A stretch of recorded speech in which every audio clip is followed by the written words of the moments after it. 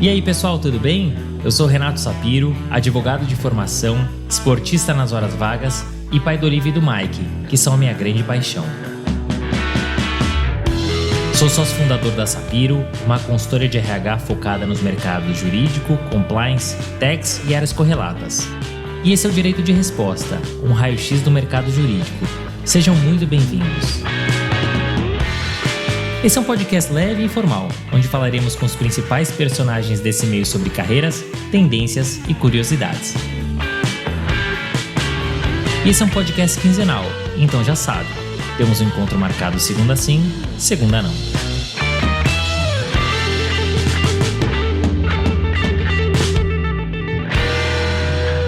Leonardo é daqueles profissionais que sempre soube o que queria fazer. Advogar. Mas não só, Leonardo queria viver a advocacia. E ao longo desse episódio, vocês conhecerão o caminho que Leonardo trilhou para atingir os seus objetivos, que culminaram com a sociedade em seu escritório e a presidência da OAB Rio Grande do Sul. Mas sabe o que é mais legal desse episódio? As histórias. E olha, foram várias. A cereja do bolo? Batalha dos Aflitos. Ficou curioso para conhecer essa rica trajetória, as suas histórias, bastidores e aprendizados? Siga conosco e aproveite. Leonardo é formado em Direito pela PUC Rio Grande do Sul e é sócio do Lamac Advogados, tradicional escritório fundado por seu tataravô e com forte atuação na região sul. E ainda presidente da OAB Rio Grande do Sul. Mas melhor que ouvir de mim, vamos ouvir dele. Senhoras e senhores, estamos recebendo Leonardo Lamac, presidente da OAB Rio Grande do Sul, sócio do Lamac Advogados, gremista de coração. Prazer te receber aqui, muito feliz mesmo em ter você aqui no Direito de Resposta. Eu sei que você tem várias histórias, uma em especial que a gente vai falar ao longo do episódio, o pessoal pode ficar atento aqui. Muito obrigado, Leonardo, prazer é enorme. Prazer é meu, Sapiro, uma alegria muito grande te reencontrar também, tu que já estivesse aqui conosco no Rio Grande do Sul e tem feito esse trabalho extraordinário, que é reconhecido no Brasil inteiro. Então, te agradeço muito a oportunidade de estar aqui no Direito de Resposta e poder contar um pouquinho da minha história. Espero que seja interessante, espero que os ouvintes do teu podcast possam gostar um pouquinho dessas experiências aí, dessas histórias que nós vamos ao longo desse programa conversar. Bom, conhecendo você e conhecendo os nossos ouvintes, não tenho a menor dúvida que vai ser um episódio de muito sucesso. Primeira pergunta é aquela clássica, né? A gente fala de planejamento de carreira. E você tem uma carreira que é super sólida, né? Desde o início você atua no mesmo escritório, que é um escritório da sua família, fundado pelo seu tataravô. Essa trajetória, ela foi planejada? Caso contrário, quais eram seus outros objetivos? Eu acho que por eu estar numa família que tem essa tradição no direito, né? Eu e o Cláudio, meu irmão, somos a quinta geração. Eu acho que eu nunca pensei em nada diferente. Eu sempre pensei em ser advogado. E também nunca pensei em nada diferente dentro do direito. Nunca tive nenhuma pretensão de fazer concurso público, nunca quis ser promotor, nunca quis ser juiz, sempre quis ser advogado. Meu sonho era efetivamente trabalhar no escritório. Eu me lembro eu pequeno, já em casa, brincando numa mesa com bastante papel, com carimbo naquela época, né? Então eu acho que eu sempre pensei e me inspirei muito em ver a trajetória da família. Então sempre quis o direito, foi um sonho que eu realizei, me formar advogado e atuar no nosso escritório. Isso é muito legal, porque não é todo mundo que tem esse histórico familiar. E mesmo quem tem o histórico familiar, nem sempre quer seguir o mesmo caminho, o mesmo rumo. No teu caso, não, você já tinha desde cedo isso na cabeça, né? E é quinta geração, nossa, quantos escritórios que a gente vê Brasil afora que tá na terceira, quarta, quinta geração? Pouquíssimos, então isso é muito rico e é muito legal. Mas a área de especialização, você já tinha desde cedo em mente o que você queria fazer ou isso não foi planejado? Não, a área de especialização não foi planejado. Eu tinha certeza que eu queria ser advogado e eu tive algumas paixões ao longo da minha trajetória, né? Eu acho que na faculdade a gente sempre se apaixona pelo direito penal. Eu acho que é o mais próximo da nossa realidade e ele realmente desperta casos muito interessantes. Mas isso que tu falou da família é um outro aspecto bacana. Eu tenho uma prima que trabalhou comigo no escritório também, mais ou menos da minha mesma idade, e ela depois de um ano e meio, ela olhou e disse assim, o direito não é para mim, eu não quero ser advogada, e nós temos também uma paixão em comum na nossa família que é pelos cavalos, e a Fernanda, minha prima, advogada, formada, não quis seguir a carreira, não quis ficar no escritório e montou um centro de treinamento. Hoje ela trabalha, vive treinando cavalos, treinando crianças, treinando adultos para práticas esportivas com o cavalo, né? Então não necessariamente o fato de nós termos o histórico familiar significa que todos aqueles da família vão seguir. Mas eu te diria que eu me apaixonei ao longo da faculdade por algumas áreas, o tributário foi uma outra área também que me chamou muito a atenção, e ao chegar no escritório, acabei me direcionando para a nossa área de atuação, que é a área empresarial. Nós somos um escritório full service na área empresarial, então nós atuamos no societário, nós atuamos no tributário, nós atuamos como trabalhista defendendo empresas, então como reclamada, nós atuamos no direito ambiental, no penal econômico também, enfim, todas as áreas do direito empresarial são atendidas pelo nosso escritório e eu comecei a buscar especialização dentro dessas áreas do direito empresarial. E é muito legal, Leonardo, você trazer essa história da família, né? De você ter seguido no escritório, a tua prima não. Porque é natural, existe uma pressão. Não, temos que perpetuar o escritório. Temos que ir para quinta, sexta, sétima geração. Então, eu imagino, no caso da Fernanda, a pressão que ela não sofreu para seguir no escritório. Que bom que ela encontrou, não era a advocacia, então ela foi buscar, né, um outro caminho. Para você, não. Era o que você queria. Isso é muito legal. E você começou desde cedo no escritório, né? Estagiário, enfim, continuou e hoje é sócio da estrutura. E você só teve essa experiência, basicamente. Você entende que esse é o melhor caminho para ser percorrido? Ou faz mais sentido, mesmo sendo um escritório da família, conhecer outras estruturas para depois vir para a tua estrutura? Quais os prós e contras dessa decisão? Eu até no início, logo que eu entrei na faculdade de Direito, eu me lembro que o meu irmão, eu estava muito ansioso por começar a fazer estágio no escritório. E o Cláudio, meu irmão, disse: tu não vai vir diretamente para o escritório. Eu tive 2 estágios de direito fora do escritório. Eu estagiei no arquivo público aqui do Tribunal de Justiça do Estado do Rio Grande do Sul, e eu me lembro, a gente pegava uns processos de 1.800 cheios de pó, tinha que digitar. Na época não era digitalização, mas era lançamento no sistema das informações daqueles processos que estavam no arquivo. Esse foi o meu primeiro estágio. E o meu segundo foi no jurídico da Caixa Econômica Estadual, que era um banco público aqui no Rio Grande do Sul. Então, depois de eu percorrer esse 1 ano de estágio fora do escritório, eu fui estagiar, então, no escritório. E o Cláudio tinha exatamente essa visão, de que eu tinha que ter uma experiência externa, de que eu tinha que experimentar um pouco outros departamentos jurídicos ou outros locais, para depois poder vir no escritório. Claro que depois que eu iniciei o meu estágio no escritório, eu não saí mais.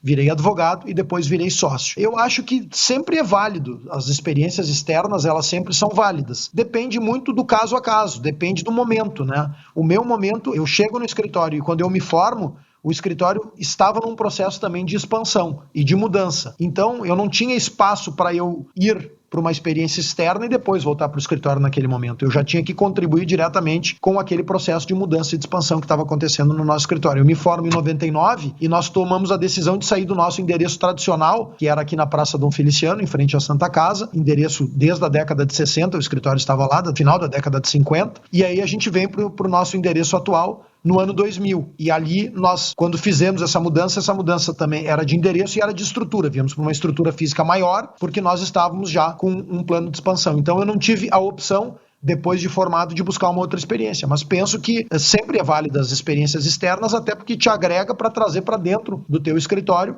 ideias, modelos, práticas de gestão. Então sempre é válido. Eu concordo. E eu sempre digo, as coisas elas têm que ser como elas são. Então, poxa, legal ter uma experiência fora. Acabou não acontecendo. Funcionou? Funcionou igual, né? Então, você cresceu dentro do escritório, se tornou sócio, hoje é presidente da OAB. Então, as coisas acontecem do jeito que elas têm que acontecer. E aí eu tenho sempre uma dúvida. Quando você pensa num escritório familiar, além de toda essa pressão, Leonardo, eu imagino que não deve ser fácil. Porque você acaba inerentemente misturando o ambiente profissional com o ambiente familiar. Como é que você fez ou como é que vocês fazem para separar as coisas? E se você puder contar um pouquinho, você já falou ali da mudança de endereço, que você não teve opção de ir para outras estruturas, mas se você puder contar um pouquinho desse início, dos bastidores e dos desafios que você encontrou, vai ser muito legal. Bem, então eu começo estagiando no escritório com uma mesinha pequena na nossa secretaria do escritório anterior, como estagiário, né?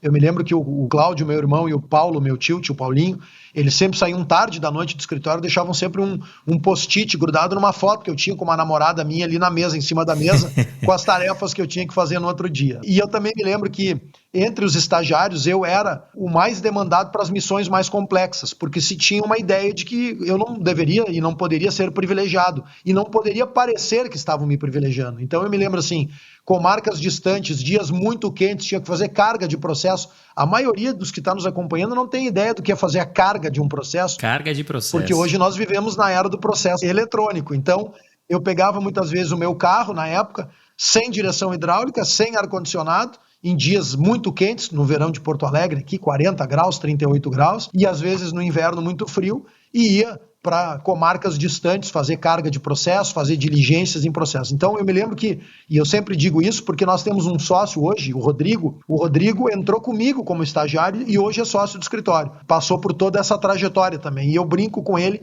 que ele sempre foi o estagiário mais protegido, e eu era o que sofria mais nas missões mais difíceis, né?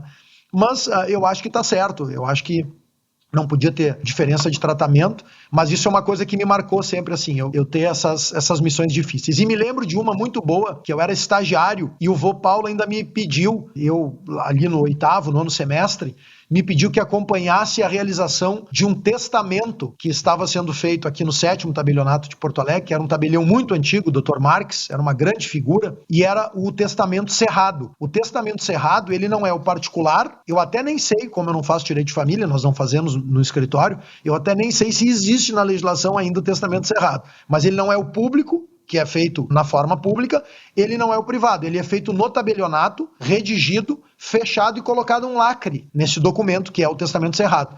E aí a pessoa guarda e quando falecer, esse testamento, pelo menos na época, pela legislação, era aberto pelo magistrado. O rompimento do lacre teria que ser feito pelo juiz. E eu fui acompanhar então uma cliente nossa, e ninguém mais podia ir, com 8 testemunhas, e o Dr. Marques era um tabelião muito antigo, muito experimentado, né? E eu me lembro que ele fez ali algumas brincadeiras comigo, e eu estava muito tenso, muito nervoso, porque enfim, eu estava com uma responsabilidade ali com os nossos clientes, com as testemunhas, mas foi uma grande experiência que me marcou muito, essa realização do testamento cerrado, que eu acompanhei ainda como estagiário do escritório. Isso é muito legal. É isso que a gente mais gosta aqui no podcast, essas histórias de bastidores. E a advocacia, ela mudou tanto, né? Eu lembro quando eu era estagiário, o que eu não fiz de carga, né? Levava aquele carrinho para colocar os vários processos, né? Hoje não existe mais, então é muito legal, é muito rico você contar, porque de fato muitos dos nossos ouvintes não vivenciaram isso. Então né? Eu tenho mais 2 boas para contar. Por favor, por favor. Uma delas, que quando eu ainda era estagiário, eu chego para protocolar uma apelação ou uma contestação, não lembro exatamente, o horário de fechamento do foro era 18h30. E eu saí realmente muito em cima do laço, como a gente diz aqui no Rio Grande do Sul, né? Em cima do horário para protocolar. No meu relógio eram 18h28. E eu vou abrir a porta do cartório e a porta estava fechada. E eu me desesperei, era um prazo fatal, precisava protocolar. E eu vejo no mesmo lado, na mesma parede, um pouco mais adiante, a porta da sala de audiências entreaberta. E eu entrei na sala de audiências, a sala estava vazia, fui até o fundo e se conectava a sala de audiências com o cartório. E entrei no cartório. A escrivã levantou, e ela já me conhecia, uma escrivã também que teve muitos anos aqui no Foro Central de Porto Alegre, e ela disse, pois não, doutor, posso lhe ajudar? Ela já me tratava por doutor, eu de terno e tal, ainda estagiário, né? E eu disse, doutora, eu estava aqui conversando com o juiz e me passei no horário para protocolar essa contestação. E ela me respondeu, a sua desculpa foi boa, mas porque o juiz não veio hoje, mas eu vou protocolar, porque foi muito boa a sua ideia. Então o juiz não estava lá, né? E aí eu disse para ela, ó, no meu relógio ainda são 18h29. E ela disse, no meu já são 18h30, mas eu vou protocolar porque ainda está dentro do prazo. E a outra muito boa que eu me lembro, eu já era advogado, eu consegui uma liminar, nós conseguimos uma liminar, nós advogávamos por uma multinacional que vendia máquinas e equipamentos de solda, uma multinacional que tinha operação no Brasil, em toda a América Latina. E nós advogávamos no Rio Grande do Sul. E era uma busca e apreensão com base no antigo 1071 do Código de Processo Civil, compra e venda com reserva de domínio, era o contrato. Também não recordo se ainda tem no CPC essa figura. E aí nós conseguimos a liminar para buscar e apreender as máquinas. E eu fui até a cidade de São Jerônimo, que fica aqui na Grande Porto Alegre, cheguei lá, consegui a liminar, fui na empresa essa que era devedora e que detinha a posse das máquinas com o oficial de justiça, e o oficial me sugeriu que levasse um policial militar junto, para que não houvesse nenhum problema. Passei na praça da cidade, contratei um caminhão de frete e chegamos lá na empresa. Chegando na empresa, o oficial se apresentou, explicou, o dono da empresa muito brabo e incomodado, indignado com a liminar contra si concedida, né, para que eu apreendesse as máquinas, e eu rapidamente já chamei 2, 3 funcionários dele, eu também de terno, gravata, né, e comecei a orientar os funcionários para que botassem as máquinas dentro do caminhão, esse que eu tinha, desse serviço de frete que eu tinha contratado na praça da cidade. Na terceira máquina, eram 8 mais ou menos, na terceira máquina o dono da empresa se dá conta de que os funcionários dele estavam colocando as máquinas e diz para o oficial de justiça, só um momentinho, se o senhor veio aqui com o advogado apreender as minhas máquinas e a ordem judicial, eu vou cumprir. Mas os meus empregados não vão carregar as máquinas. E aí o oficial de justiça me olhou e disse, doutor, realmente os empregados da empresa não são obrigados a carregar as máquinas. Eu virei para o motorista do caminhão e disse, o senhor poderia? E ele disse, não, eu tenho um problema de coluna. Eu olhei para o oficial disse, não está dentro das minhas atribuições. Resumindo, faltavam aí 4 ou 5 máquinas, eu tirei o paletó, tirei a gravata e tive que eu colocar, e não eram máquinas leves nem pequenas, né? Então, me custou aí uma dor nas costas, mas era jovem naquela época, a gente ainda podia se arriscar a fazer esse tipo de coisa. Mas são coisas que acontecem no cumprimento de uma medida, o advogado está lá, e aí eu tinha 2 alternativas. Ou eu colocava as máquinas eu mesmo dentro do caminhão, ou se eu saísse dali para buscar alguém que pudesse fazer esse serviço, as máquinas poderiam naquele meio tempo sumir e eu não conseguiria dar cumprimento efetivo à minha liminar e, enfim, entregar para o cliente o que ele estava esperando, né? Então, às vezes a gente vai além do glamour, da sustentação oral bonita no tribunal, do ar-condicionado dentro do nosso gabinete e tem que arregaçar as mangas mesmo e botar a mão na massa, porque a advocacia é isso. A advocacia, e acho que essa é uma das magias, né, da advocacia, que ela mistura muitas atividades distintas, muitos conceitos distintos e te dá esse desafio diário que às vezes é até ter que colocar uma máquina num caminhão para dar cumprimento a uma liminar. Muito legais essas histórias, né? E é a advocacia raiz, né? Na acepção da palavra. Muito legal que você contextualizou um pouquinho de tudo isso, porque a gente não vê mais isso como a gente via antigamente, né? Então é muito legal conhecer essas histórias. Mas chegou a grande história. Chegou a grande história, a cerejinha do bolo, ainda que estejamos no começo do episódio. Felipe, que rufem os tambores. Eu acabei omitindo, Leonardo, uma informação, né? Que você é também assessor jurídico do Sebrae, né? Continua sendo até hoje. E por muitos anos você foi diretor jurídico adjunto do Grêmio, onde você ficou até assumir a OAB. Eu queria que você contasse pra gente um pouquinho dos bastidores desses anos de Grêmio e também de quando você ficou conhecido como advogado do Grêmio, mesmo não sendo a época na famosa Batalha dos Aflitos. E eu quero, por favor, riqueza de detalhes. Tá bem. Então eu vou contar essa história que ela realmente é muito interessante. Depois eu tenho uma já no exercício da diretoria jurídica do Grêmio, com quem eu dividi um grande amigo, um amigo do meu coração mesmo, um grande advogado gaúcho, Nestor Rain. Eu tive uma experiência riquíssima, juntamente com o Nestor, no departamento jurídico do Grêmio, o meu clube do coração. Essa é a história da Batalha dos Aflitos, no dia 26/11 de 2005, né? Eu não era nada, era apenas sócio do Grêmio, não era conselheiro, não tinha nenhuma atividade política dentro do clube. Saímos aqui de Porto Alegre, um grupo de amigos nossos, num voo de manhã cedo, fizemos uma conexão em São Paulo. E aí aquela empolgação, já uma turma grande de gremistas, para o jogo no Estádio dos Aflitos em Recife. Chegamos em Recife 2h30 da tarde, pegamos uma van, já tivemos problema na chegada do estádio, a nossa van já pegou um caminho errado, a van foi cercada pelos torcedores do Náutico, estava dentro da van aquela figura conhecida, né, de muitos, né, o gaúcho da Copa, ele aparecia sempre nas Copas com uma taça na mão, né, e, enfim, nós já tínhamos todos ali tomado uma cerveja, todo mundo empolgado com aquele jogo, com aquela final, e conseguimos entrar no estádio. Depois daquela dificuldade, daquela tensão, jogaram, acho que, copo plástico, ovo, pilha, tudo que tinha na nossa van, e nós conseguimos entrar no estádio. E aí o jogo foi aquilo que todo mundo lembra e conhece, né? Um pênalti contra o Grêmio no primeiro tempo, que o Náutico errou, e um pênalti contra o Grêmio no segundo tempo. E no segundo tempo, quando dá o segundo pênalti, eu olho para um grande amigo meu, o Bernardo Kramer, que estava do meu lado, que foi junto, um grande gremista também, e disse para o Bernardo, eu vou embora, eu não vou ver esse pênalti ser batido, porque o Grêmio vai continuar na segunda divisão, esse é o nosso fim. E ele disse, não tem como sair do estádio, porque foi perigoso chegar aqui e tal, não vai sair sozinho. E neste meio tempo, 3 torcedores que estão conosco ali, próximos, né? 2 tentam invadir, tentam pular o alambrado, e um consegue pular. Um deles pula e invade o campo, e 2 não conseguem. E os 3 são presos, o que invadiu e os outros 2. Eu vi essa cena e acho que me ocorreu uma forma de eu não ter que assistir a cobrança do pênalti e disse pro Bernardo, bom, então se eu não vou embora, eu vou lá ajudar esses nossos amigos gremistas que foram presos. Eu tô com a minha carteira da UAB aqui, puxei, imagina, eu tava de bermuda, né, camiseta do clube, não era nada, nem da diretoria, nem do conselho, se eu vou lá no posto da Polícia Civil. E o Bernardo, vendo aquilo como uma única alternativa para eu não ir embora, me incentivou e disse, isso aí, tu tem que ir lá e ajudar eles e tal. E eu desço então para o posto da Polícia Civil no Estádio dos Aflitos, me apresento para o delegado como vice-presidente jurídico do Grêmio, ou do jurídico do Grêmio, já nem recordo exatamente, e eu participava, Sapiro, de um grupo de debate sobre o Estatuto do Torcedor, que o Estatuto do Torcedor, salvo engano, é de 2003 a lei, e nós tínhamos criado aqui no Rio Grande do Sul um grupo de estudos para debater o Estatuto do Torcedor. Aí eu cheguei, me lembrei de alguns conceitos, né, do Estatuto do Torcedor, e eu acho que eu incomodei tanto o delegado no posto da Polícia Civil, que ele liberou os 3, os 2 que tentaram invadir e o que invadiu. Só que isso demorou 20, 25, 30 minutos. E eu não estou acompanhando o que aconteceu lá em cima. Aí,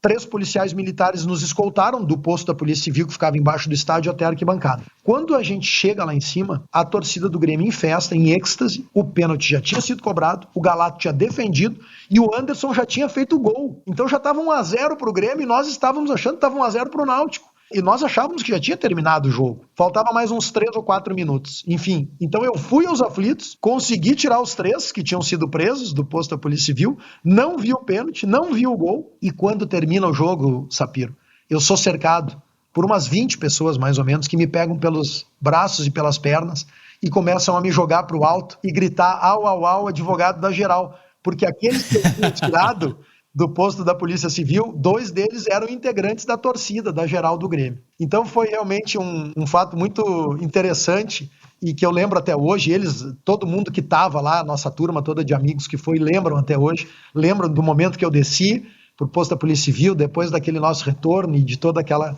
comemoração que nós tivemos. E aí me lembro que nós fomos para uma churrascaria no Recife, e entramos uma turma, 40 e poucas pessoas naquela churrascaria, todo mundo feliz, naquela euforia, né? E alguns clientes da churrascaria começaram a reclamar, e o dono da churrascaria sobe numa mesa e diz assim: eu sou gaúcho, sou gremista, e hoje aqui é a festa do Grêmio, quem não estiver gostando pode ir embora. E nós ficamos até a hora do nosso voo sair, que era de madrugada, lá nessa churrascaria no Recife. Essa história, Leonardo, ela é maravilhosa, ela é espetacular.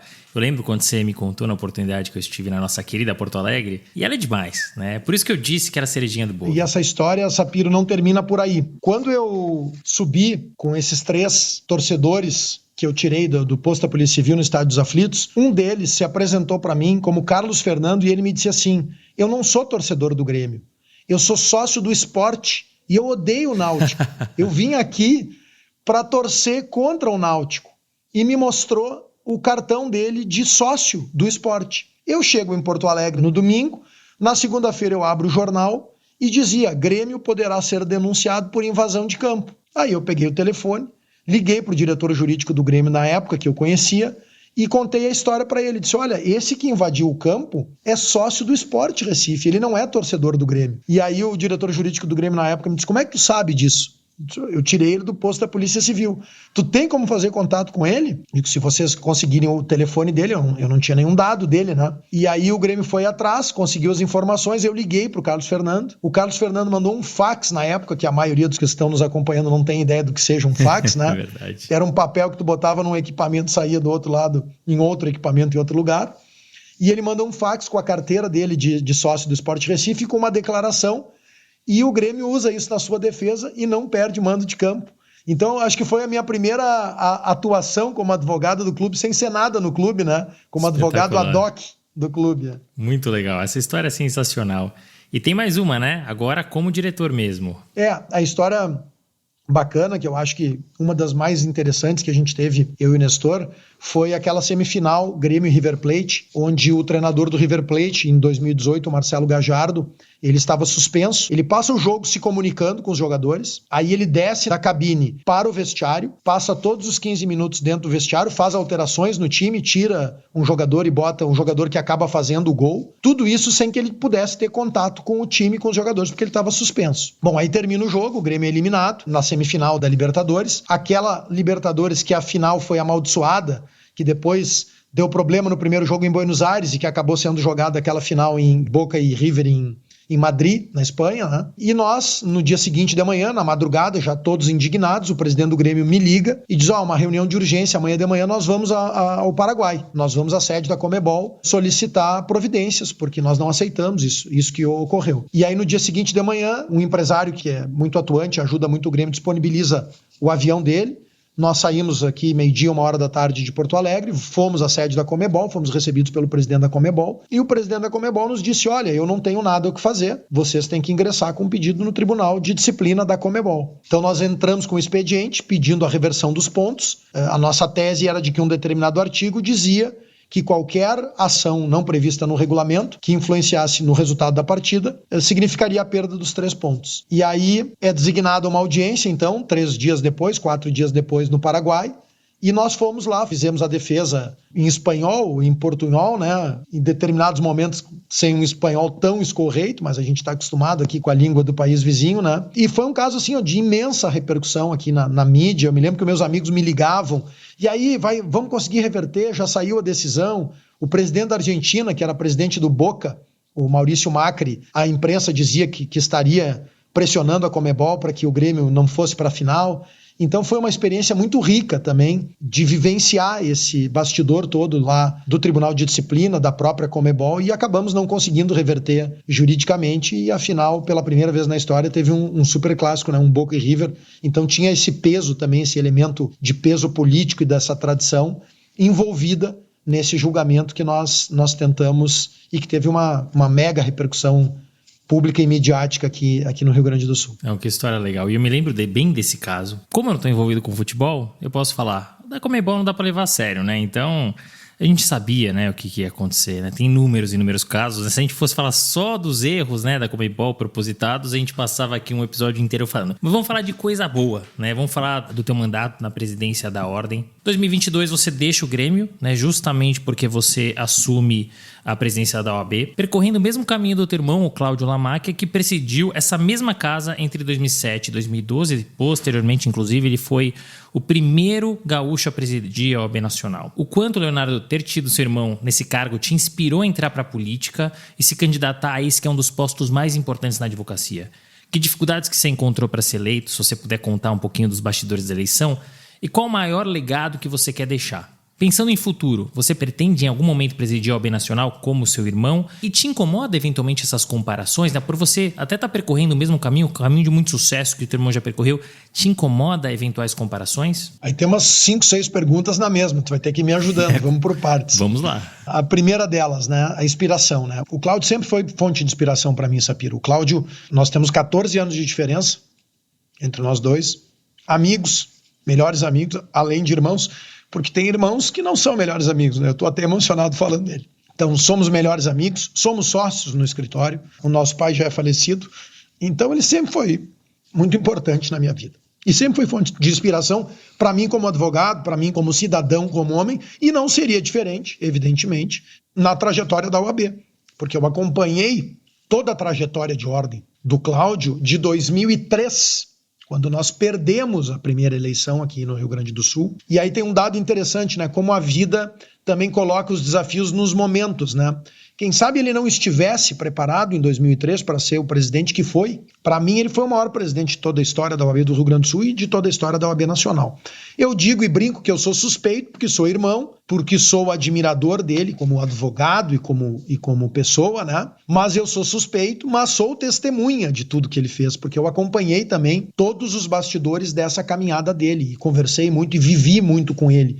Eu vivi intensamente a Ordem, sem nunca ter tido um cargo de diretoria na Ordem, porque vivi intensamente todo esse período dele. Então nós perdemos uma eleição em 2003 por 70 votos, e digo com toda a responsabilidade que tenho, nós tivemos problemas naquela votação, problemas de urnas que tiveram seus lacres rompidos, então é uma eleição que ficou sob suspeição, aquela nossa derrota, mas o fato é que perdemos aquela eleição em 2013. E aí, em 2007, então, o Cláudio é eleito. Então, ele sempre foi, para mim, fonte de inspiração como advogado, como cidadão, como pessoa.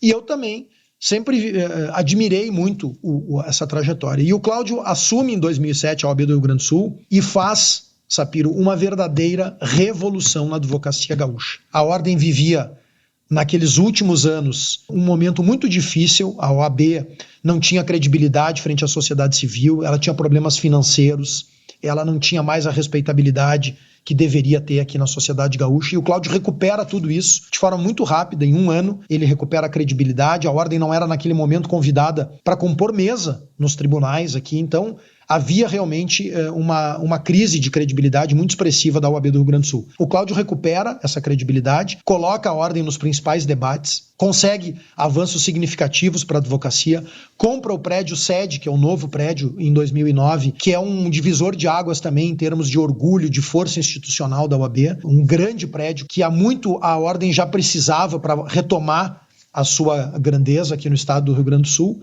E com esse trabalho, durante esses 6 anos, né, o Cláudio foi um presidente muito presente no interior, circulava muito e estava sempre nas subseções. Isso está no sangue, porque eu tenho feito isso, né? Eu fiz uma marca inédita de dar posse aos 106 presidentes no ano passado, das nossas subseções. E eu me lembro que eu perguntei para o Cláudio, para o meu irmão, por que tu não deu posse para os 106 presidentes? E ele me respondeu, porque é muito difícil. Tu inviabiliza praticamente 6, 7 meses da tua gestão só no processo de viagens para as posses. E tu tem toda uma outra responsabilidade para administrar em Porto Alegre e as demais demandas, né? E eu disse para ele, mas eu vou tentar cumprir esse desafio. E depois eu digo por quê. Porque eu não queria cumprir uma meta, né? Eu achava que era importante. Eu, em 6 meses, depois da pandemia, por tudo que nós vivíamos aqui da Advocacia Gaúcha, eu entendia que eu precisava estar muito próximo e que eu precisava me comunicar rapidamente com a advocacia. Dizer o que eu enxergava, o momento que eu enxergava, e dizer como é que nós íamos superar um momento de dificuldade. Além de me apresentar, porque eu imagino que muitos advogados e advogadas gaúchos tinham uma dúvida sobre quem eu era, né? Eu era simplesmente o irmão do Cláudio Lamáquia. Como é que se deu a minha chegada à presidência da Ordem? Em que pese eu tenha sido eleito na maior eleição da história da OAB do Rio Grande do Sul, em números absolutos, número de votantes, foi a maior eleição e eu tive 70% dos votos. Então, foi uma eleição muito expressiva, que validou o trabalho deste nosso grupo que inicia em 2007, os trabalhos do grupo que iniciam com o Cláudio Lamáquia em 2007. Então, eu recebi muita legitimidade, muita responsabilidade, evidentemente, mas eu precisava me apresentar. Muitos poderiam estar se perguntando, quem é esse guri, quem é essa pessoa? Irmão do Cláudio Lamáquia, agora que é presidente da OAB do Rio Grande do Sul. Então, para que eu pudesse me apresentar, dizer o cenário que eu enxergava e dizer como é que nós íamos superar um momento de dificuldade, eu tive a ideia das posses. E o Cláudio me fez apenas um alerta. Ele disse, se tu quer te lançar esse desafio, vai, mas não dá para parar na metade. Se tu te propuser a dar posse para os 106 presidentes, tu tem que cumprir as 106 posses e tem que ser num período relativamente curto, porque tu não vai passar 2 anos dando posse, não tem sentido nenhum. E aí eu me lancei, então, nesse primeiro desafio da minha gestão, que foi estar presente nas 106 subseções em praticamente 7 meses, dando posse a todos os presidentes e me comunicando com a advocacia. E foi um momento muito rico, muito importante para mim, tanto de receber ideias, sugestões, como de iniciar um processo de retomada do orgulho. Por que eu falo em retomada do orgulho? Aqui no Rio Grande do Sul, Sapiro, nós estávamos, a Advocacia Gaúcha, muito ferida no seu orgulho, porque nós tivemos um processo de fechamento dos fóruns que houve em todo o Brasil, mas com uma diferença significativa. Aqui, diferentemente de praticamente todos os estados da federação, nós tínhamos 2,5 milhões de processos físicos, que correspondiam a 50% de todos os processos em tramitação. Então, a Advocacia Gaúcha ficou praticamente 2 anos com 50% dos processos na Justiça Estadual praticamente paralisados. E isso impôs uma crise muito severa. E nós tivemos algumas conduções equivocadas durante a pandemia, colegas que iam pegar processo em carga, processos físicos para digitalizar nos fóruns, e esses processos eram entregues na grade, por um guarda, por um vigilante do fórum. Isso tocou profundamente o orgulho da Advocacia Gaúcha. Não é esse tratamento que um advogado merecem, por mais que nós estivéssemos num processo de pandemia. Então eu enxergava a necessidade de nós recuperarmos esse orgulho. E esse processo das posses foi muito interessante. E claro que muito do que eu tenho feito nesse 1 ano e meio de gestão, eu me inspiro no que o Cláudio fez durante 6 anos aqui e durante 6 anos no Conselho Federal. Primeiro como vice-presidente, e depois como único gaúcho na história a presidir o Conselho Federal da OAB e tendo enfrentado a gestão mais difícil de todos os tempos, né? De 3 impeachments da história de 90 anos da OAB, 2 deles são pedidos na gestão Cláudio Lamáquia no Conselho Federal, além de Lava Jato e de tudo aquilo que acontecia naquele momento. É um momento realmente muito delicado, onde a Ordem foi muito protagonista e eu acho que A gestão Cláudio Lamaica no Conselho Federal se notabiliza pelo momento dificílimo, por grandes conquistas legislativas, mas, sobretudo, por uma ordem protagonista e atuante de forma isenta e imparcial, sem se movimentar por paixões ideológicas, ou seja, a ordem sendo reconhecida realmente nacionalmente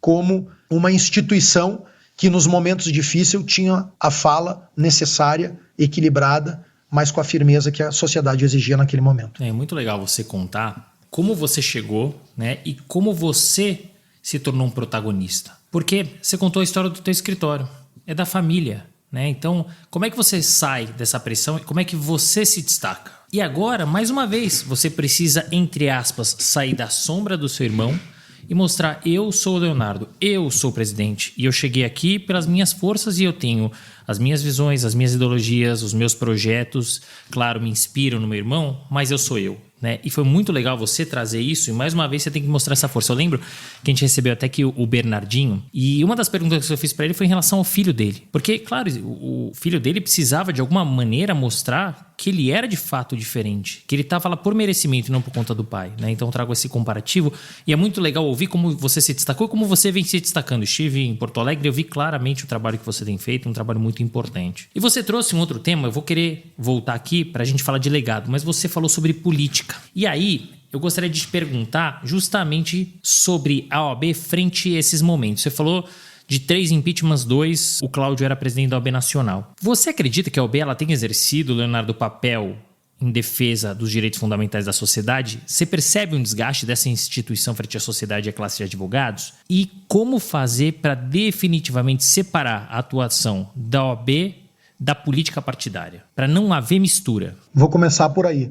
Eu acho que essa é uma pedra de toque que a OAB precisa sempre perseguir, que a advocacia deve sempre cobrar de qualquer dirigente. Quem senta na cadeira de presidente da OAB não tem mais a sua ideologia própria, não pode ter cor partidária, não pode ter bandeira partidária e não pode colocar os seus interesses acima dos interesses da ordem. Por que eu digo isso, Sapiro? Porque a força da OAB, a força moral, a força institucional, a respeitabilidade da ordem vem exatamente da pluralidade da OAB. O nosso conselho aqui no Rio Grande do Sul tem todos os matizes e visões ideológicas diferentes, sejam da área do direito, sejam sob o ponto de vista da política.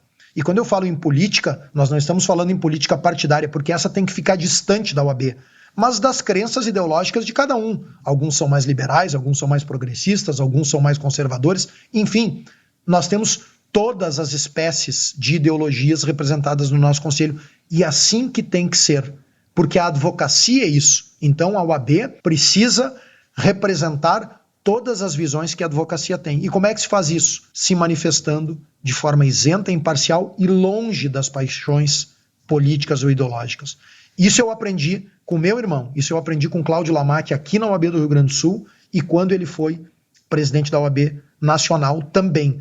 Quando a OAB, seja estadual ou nacional, se desvia deste mantra de que ela não deve se envolver e se movimentar por paixões ideológicas ou partidárias, respondendo à tua pergunta, quando isso acontece, ela perde sim credibilidade. Por quê? Porque a nossa credibilidade está diretamente relacionada à nossa capacidade de nos manifestarmos de forma isenta. Nos manifestarmos de forma isenta não quer dizer que ora nós possamos agradar ou desagradar um lado e ora agradar ou desagradar o outro. Isso faz parte do jogo em determinados momentos da vida nacional ou das questões estaduais. Mas se nós temos isenção, nós vamos criticar o excesso, nós vamos criticar o equívoco, seja de que governo for. O que eu quero dizer com isso? Em determinado momento, um grupo político pode ficar desagradado. Mas ali na frente, se nós mantivermos a nossa isenção, outro grupo político vai cometer um erro parecido ou semelhante e a ordem novamente se manifestará e falará. E assim ela mantém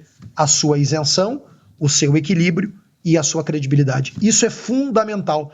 E eu acho que uma das receitas de sucesso do nosso grupo à frente da OAB do Rio Grande do Sul, de 2007 até hoje, é essa. É nós termos, primeiro, um conselho absolutamente plural, que tem todas as visões, e isso traz uma riqueza imensa para a instituição, e, além disso, nós nos manifestarmos sempre de forma isenta, com coragem, com firmeza, mas com equilíbrio e com isenção. Essa para mim, é a grande força da OAB e o grande segredo para um dirigente de ordem começar a ter sucesso. É básico e fundamental que um dirigente de ordem tenha essa visão, na minha avaliação. E eu concordo, não é 100%, é 110% com você. A ordem é uma instituição extremamente importante, uma das mais respeitadas do país. Se ela se mistura com a política partidária, vai tudo por água abaixo. Os advogados, eles perdem a representatividade deles, então concordo 110% com você, principalmente nesse momento tão difícil que a gente está vivendo, que é tudo bipolarizado, você está de um lado, você está de outro, você não pode ficar em cima do muro, é tudo muito complicado, então muito obrigado por ter contextualizado. Para fechar esse tema específico aqui de ordem, qual o legado que você quer deixar? E você sonha algum dia em assumir a presidência nacional? Duas boas perguntas, né? Primeiro, eu acho que presidência nacional é natural que algumas pessoas me perguntem ou questionem pela trajetória do meu irmão, o único gaúcho em 90 anos a assumir a OAB Nacional.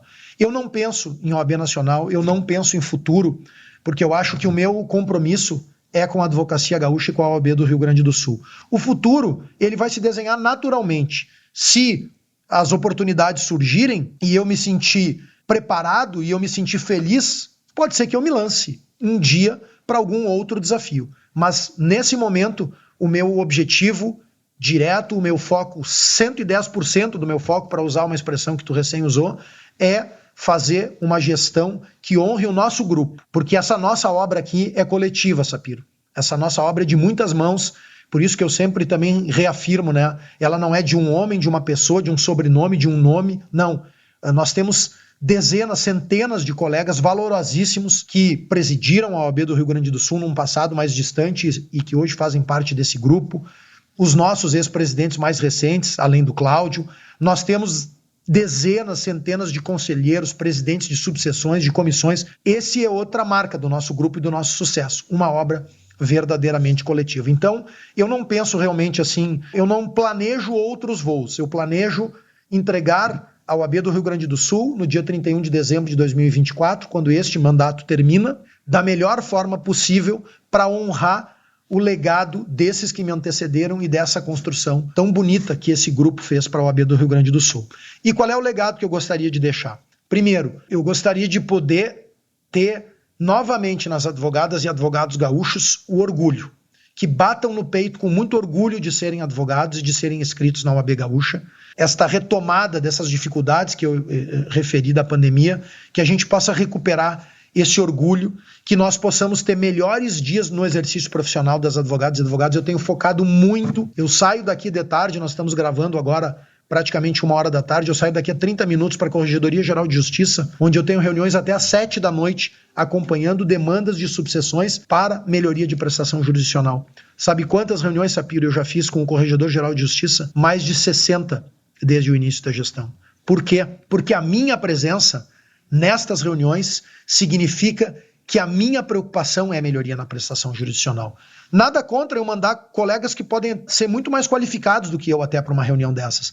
Mas a figura do presidente nessas reuniões, primeiro, faz com que o corregedor também esteja presente, e ele tem sido muito sensível também, o Corregedor Geral de Justiça, aos nossos pleitos, e tem estado presente em todas as reuniões, e mostra o meu compromisso com melhoria na prestação jurisdicional, que significa melhoria do exercício profissional diário. Eu tenho dito, só faz sentido para mim estar na presidência da OAB se nós conseguirmos tocar a vida das pessoas, melhorar a vida das pessoas.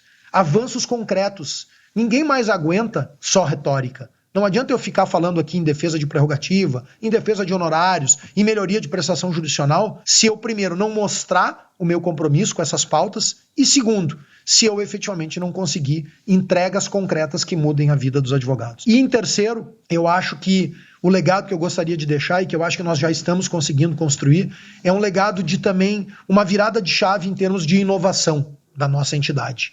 E a Ordem caminha na nossa gestão nesse 1 ano e 6 meses em passos muito largos para iniciativas muito inovadoras. O nosso evento, a Cidade da Advocacia, é um exemplo.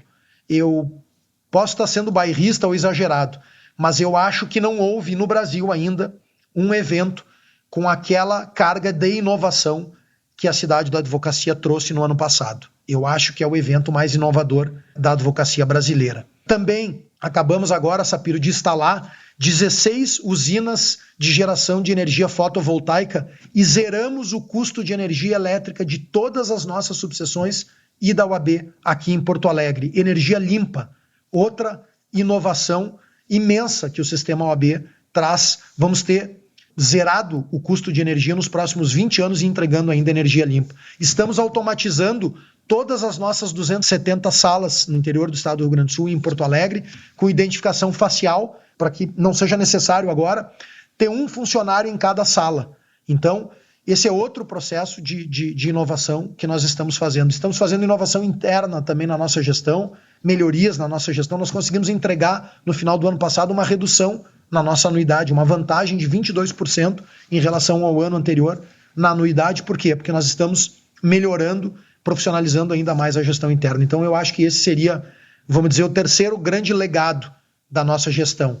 Retomada do orgulho, melhoria no exercício diário da atividade profissional das advogadas e advogados gaúchos e uma entidade absolutamente inovadora e se projetando para o futuro. Muito legal o trabalho que você já está realizando, o legado que você já está deixando e que em 31 de dezembro de 2024 você tenha concluído aí junto com a sua gestão esse legado em 100%, que se entregue tudo o que vocês almejaram. Mas você fala muito de coletividade, né? A OAB, ela é enorme. A OAB Rio Grande do Sul tem números muito expressivos, números de empresa, né? Então a gente está falando aqui de mais 100 mil advogados inscritos, 107 subseções, 600 colaboradores e uma receita anual de quase 100 milhões de reais. Leonardo, como é que é possível gerir uma máquina desse porte sem ter uma experiência prévia em administração? Pois é, eu tenho uma vantagem nesse aspecto, mas é um desafio imenso, né? Primeiro, nós obviamente temos um corpo funcional qualificado dentro da ordem, né? E estamos qualificando ainda mais. Nós implantamos recentemente um plano de carreira moderno,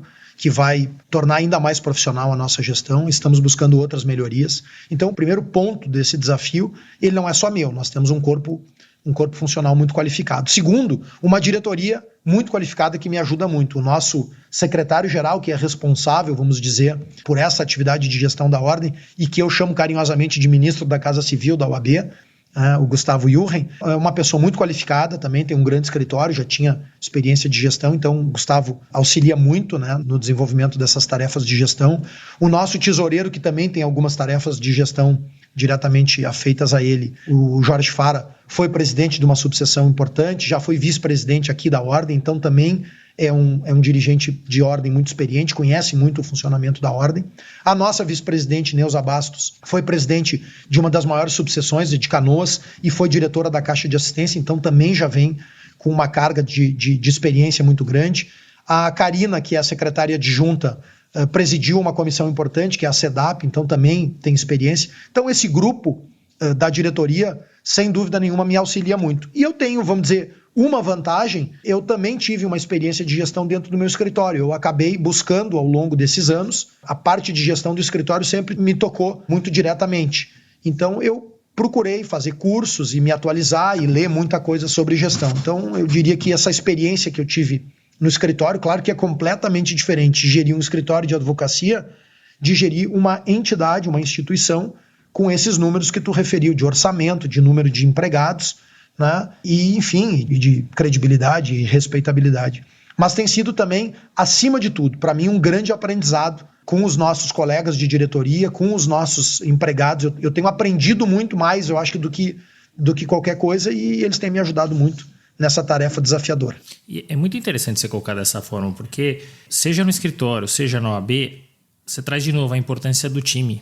Ninguém administra nada sozinho. Você pode ser até a cabeça, né? O presidente, o CEO, mas de alguma maneira você vai precisar da equipe, né? E aí a importância mais uma vez das pessoas, né?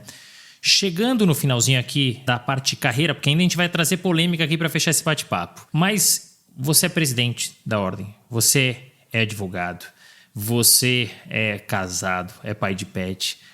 O dia só tem 24 horas. Sobra algum tempo? Como é que você faz para gerenciar seu tempo? Agora, pouquinho antes da gente começar o nosso podcast, o Rodrigo Machado, que é nosso colega, advogado e assessor daqui da presidência, ele entrou e disse assim, tá precisando de alguma coisa? E eu disse para ele, tô. Tempo. Umas horas a mais no meu dia. Tem como transformar em 30 horas o meu dia? Ele riu, fechou a porta e saiu, disse que não podia me ajudar nisso. Mas realmente é bem difícil, né? É bem difícil, é bem complicado. Eu tenho me dedicado, Sapiro, graças a Deus, à estrutura que nós já temos no escritório. E hoje o Cláudio, ele me devolve muito do que eu fiz por ele durante 12 anos, né? O Cláudio ficou afastado do escritório nos períodos dele de OAB. O escritório ficou muito sob a minha responsabilidade. E hoje ele volta para dentro do escritório, mais do que ele gostaria. Ele até brinca que eu estraguei o processo de aposentadoria dele, eu digo que ele é muito jovem para pensar em aposentadoria, mas ele hoje me substitui e eu consigo me dedicar integralmente 100% para a Ordem. E de forma impressionante, falta tempo. São 140 conselheiros, 107 subseções, criamos uma subseção na semana passada, 65 comissões. Eu presido o Fórum dos Conselhos de Profissão Regulamentada aqui no estado do Rio Grande do Sul, que reúne todos os conselhos, conselho de medicina, de veterinária, de arquitetura, dos arquitetos, psicólogos, corretores de imóveis, enfim, tudo. Todas as demandas também que vêm da sociedade civil, né? Então, é muita demanda. Eu brinco que eu vivo num mundo paralelo, nas viagens, o pessoal diz assim... E às vezes tu vai numa distância longe, 7 horas e meia de carro, eu não vejo passar as minhas viagens, porque eu vivo num mundo paralelo que é o celular. Então eu passo respondendo mensagens de WhatsApp, eu sou muito demandado pelo WhatsApp, porque eu também, o meu celular é o meu de sempre, eu não tenho um celular funcional da UAB, o meu número é o número que eu já tinha antes, que eu continuo usando, o meu número é aberto, eu não proíbo que seja divulgado para ninguém. Então eu sou muito demandado pelo WhatsApp, sou demandado pelo Instagram. Hoje são outras ferramentas que nós temos, né? E eu acho que essa conexão é importante. Eu até me lembro sempre, a gente falava em gestão, eu me lembro da frase do Bill Gates, acho que é do Bill Gates, que os clientes mais insatisfeitos ou os que mais te criticam são a tua maior fonte de aprendizado.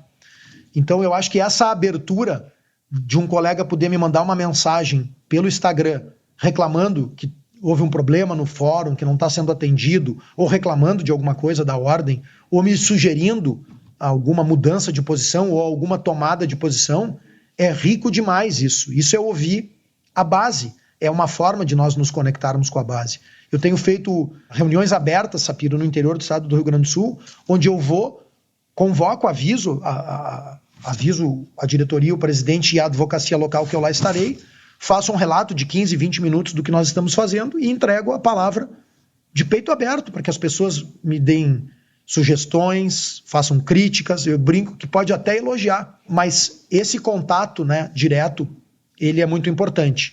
Agora, isso te impõe, e eu tenho adotado um ritmo muito forte de presença no interior, eu tenho adotado um ritmo muito forte de realização de ações e de eventos. Nós entregamos 5 programas estruturantes em 1 ano e meio. Nós fizemos 9 audiências públicas em 1 ano e meio. É uma audiência pública robusta, de temas expressivos. Reforma tributária, inteligência artificial, dívida do Estado do Rio Grande do Sul, livre trânsito de pessoas no Mercosul, entre outros temas, só para citar. Uma audiência pública a cada 2 meses. Eu tenho estado presente em praticamente todas as nossas reuniões das nossas comissões, presidi todas as reuniões de conselho. Então, realmente... falta tempo, às vezes no fim de semana a gente tem que ficar respondendo mensagens no telefone, articulando, dando retornos, mas é isso, eu encaro realmente como uma missão e tento usar a maior parte do dia possível para atender todo mundo, para atender as demandas, e o que sobra tem que dar um pouco de atenção para a família, né? Eu tenho uma pequena propriedade rural aqui perto de Porto Alegre, que é quando eu consigo ir, é onde eu me reenergizo, né? Ali eu busco força e energia, mas tem que dar atenção, evidentemente, para a família, e a gente tem que tentar, dentro dessa loucura, tentar cuidar um pouco da saúde também. Não tenho conseguido fazer exercício físico, infelizmente, regular, mas tenho tentado cuidar um pouco da alimentação durante esse período aí que eu estou no exercício da presidência da Ordem, que tem sido muito prazeroso e rico para mim. É isso, que você olhe para trás, né, todo esse esforço que você tem feito, reverbere e conclua com aquele legado que você quer, que você almeja deixar. É difícil mesmo, porque não somos máquinas, né? E sobra pouco tempo, é muita coisa para fazer. Imagina se você ainda estivesse ativamente no escritório, né? Ficaria muito difícil. Agora, para fechar a parte da carreira, enfim, muito sucesso, carreira sólida, advocacia, presidência. Você se arrepende de algo e até onde você quer chegar? Bom, não, eu não me arrependo de nada do que eu tenha feito durante a minha trajetória. Sempre respeitei muito os meus colegas em todos os processos que eu tive. Eu acho que essa é uma marca que eu acho que eu poderia deixar aqui assim como... enfim, uma sugestão, né, para todos os colegas que estão começando, né, respeitem sempre o seu colega, atuem com respeito, com destemor, com firmeza, sem dúvida nenhuma. Isso é importante, que a gente sempre saiba se impor numa audiência, numa sessão de julgamento, num processo, mas sempre com respeito ao colega. Então eu não me arrependo, tenho muito orgulho da minha trajetória, da nossa trajetória, do nosso escritório, da nossa família no direito.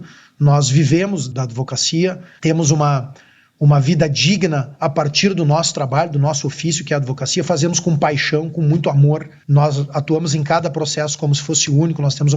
Conseguimos, graças a Deus, hoje fazer uma advocacia que é um conceito que está meio banalizado, mas eu vou usar, né? Uma advocacia mais artesanal, olhando para cada processo, podendo se dedicar efetivamente para os interesses do cliente e para aquele processo.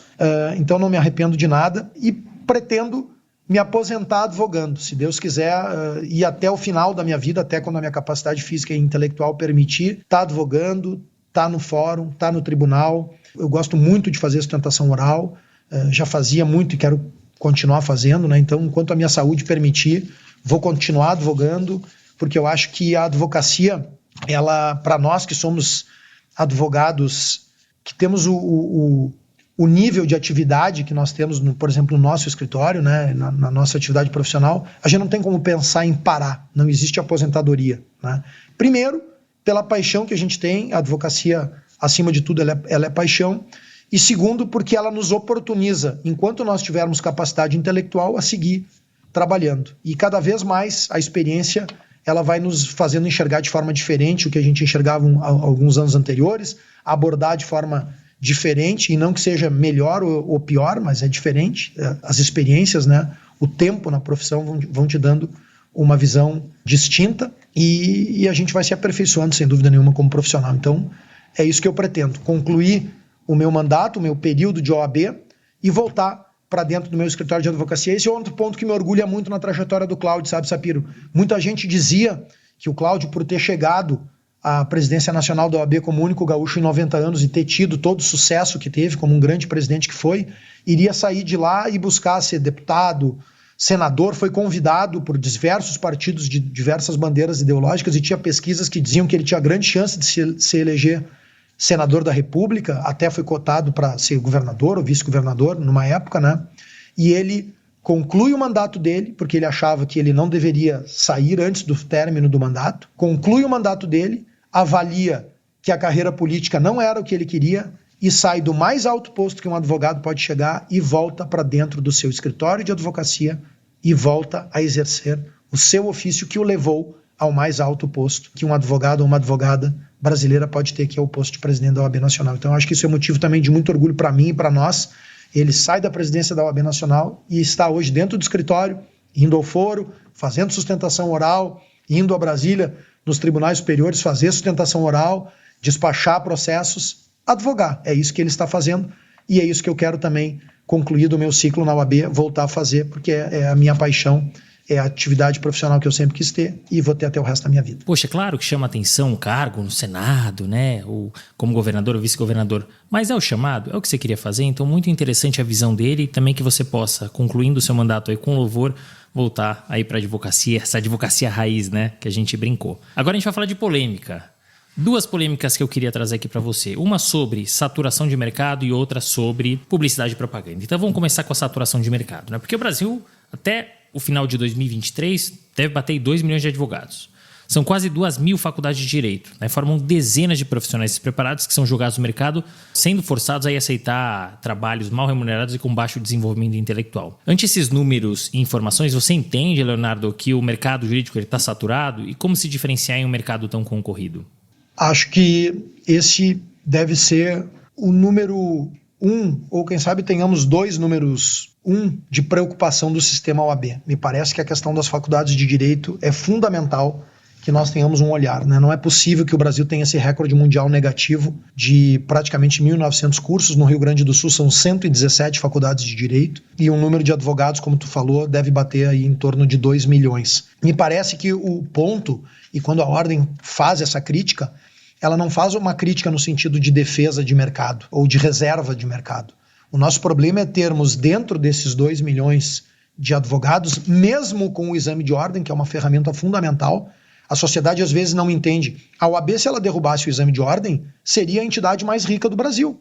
Nós, de uma hora para outra, teríamos praticamente 4 milhões de contribuintes pagando anuidade para a OAB. Então, a OAB não tem um olhar de interesse ou de reserva de mercado ou de interesse financeiro no exame de ordem. Muito antes, pelo contrário. O exame de ordem existe porque aquele que quer ser advogado e que recebe uma credencial vai lidar com os bens mais caros que um cidadão tem. Vai defender a sua honra, vai defender o seu patrimônio, vai defender a sua liberdade e muitas vezes vai defender a própria vida do seu constituinte. Então, o problema que eu vejo é nós termos dentro destes 2 milhões de advogados que poderemos chegar em final de 2023, alguns mesmo com exame de ordem, sem a necessária qualificação, porque nós temos muitos cursos jurídicos que não têm qualificação e que por isso não tem parecer favorável para a abertura pela OAB, mas o nosso parecer ele não é definitivo. O MEC pode autorizar a abertura dos cursos de direito mesmo com parecer contrário do Conselho Federal da OAB. Então me parece que esse realmente é um problema que nós vivemos, sim, e é um problema que está, de alguma maneira,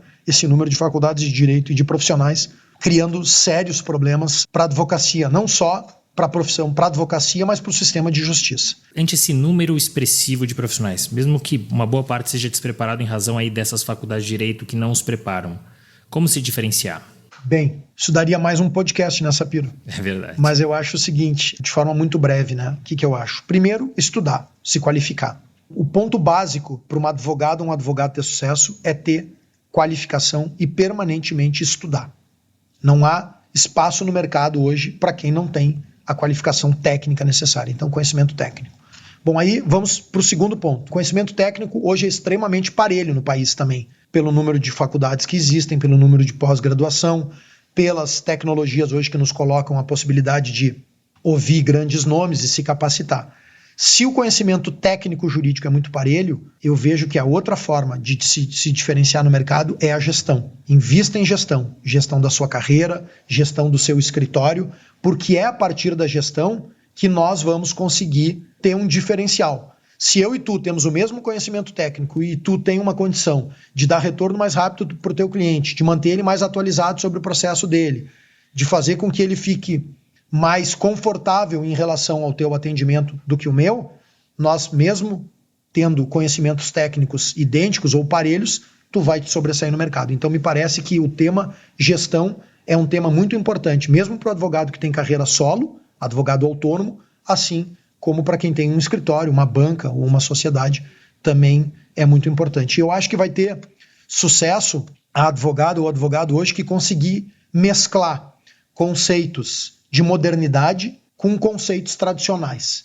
Eu acho que o segredo é nós conseguirmos, até eu tenho um amigo meu que usa muito uma frase que diz que na natureza e na vida não vence apenas o mais forte, vence aquele que tem maior capacidade de se adaptar. Então, nós conseguirmos nos adaptar aos novos cenários, nos adaptarmos às novas tecnologias, mas sem perder a essência da profissão e alguns métodos, inclusive tradicionais, de atuação. Quem conseguir mesclar essas duas coisas, eu acho que vai ter seguramente sucesso no futuro. São bons pontos. Inclusive, essa sua conclusão me leva à próxima pergunta, que é mesclar inovação com tradição. Porque o mercado jurídico ele é tradicional e conservador.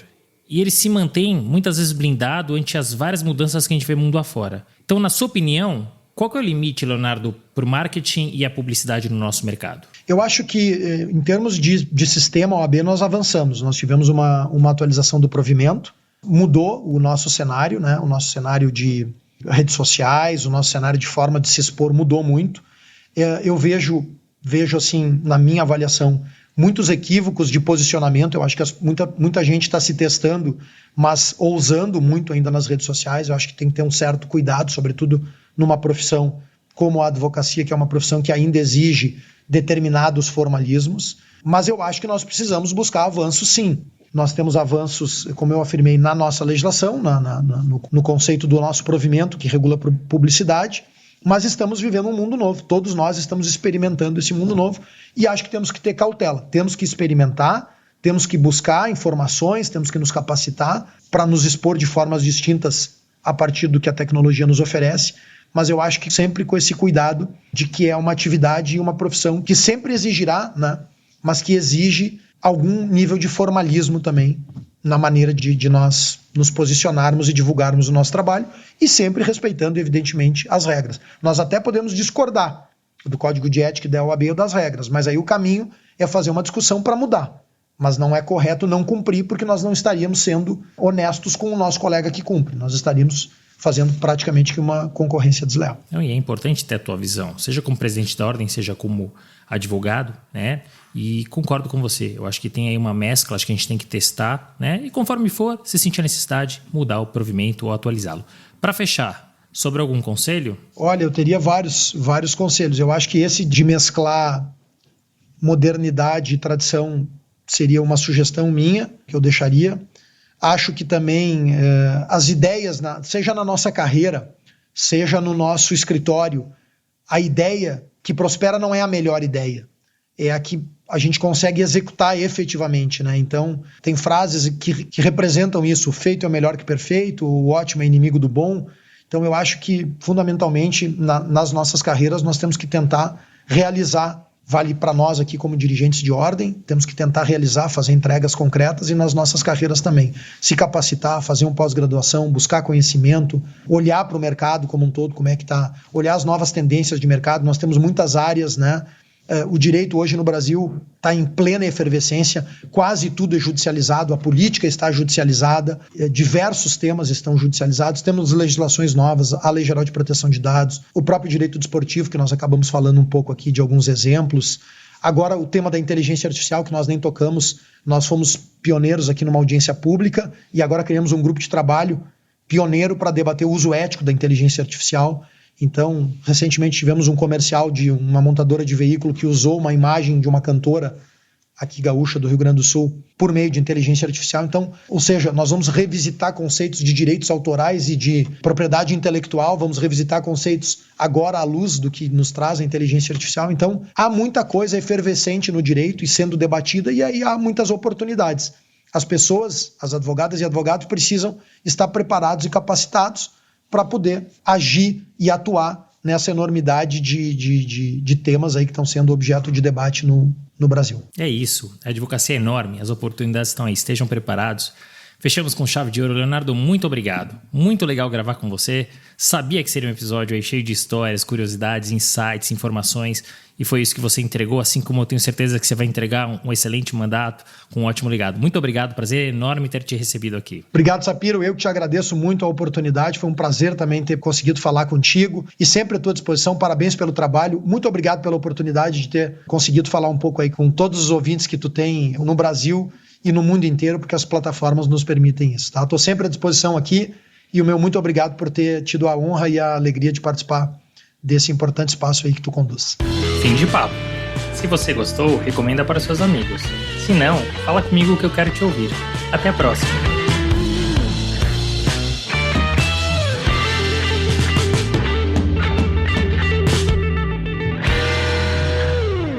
Este podcast foi editado por Felipe Mux.